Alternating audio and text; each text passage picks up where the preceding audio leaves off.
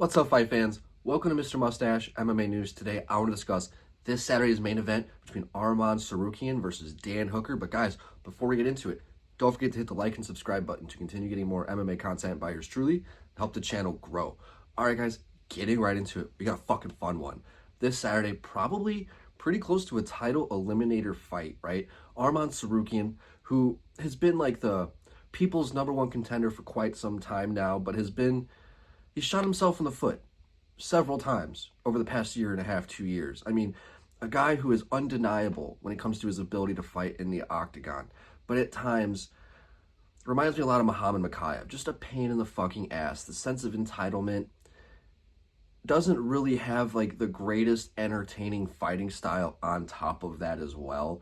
His fight with Charles Oliveira, yeah, he won. That was his last fight, UFC 300, April 2024. Has not fought since then, but in a fight where, yeah, he beat Charles, but I had Charles in that fight.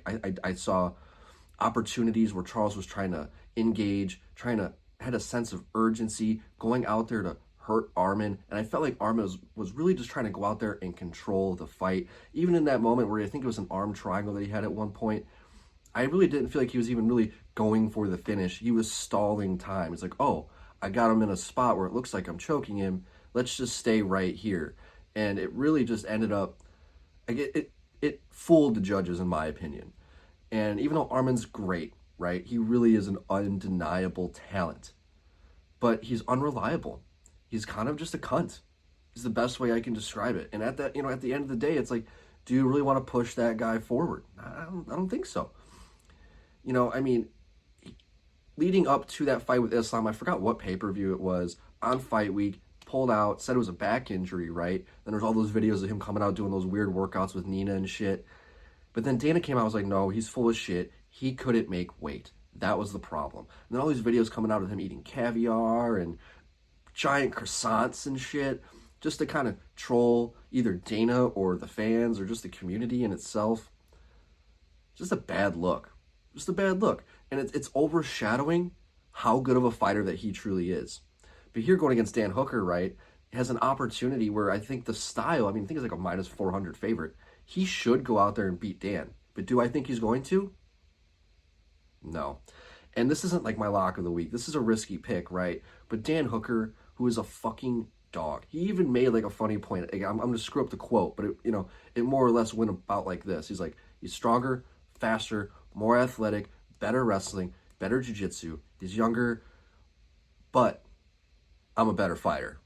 This is a fist fight. And those things, yeah, they matter, but at the same time, when you have a guy who's like Dan Hooker, you can never count out. He's good as fuck, right? But he definitely has his holes in his game. He has losses to show.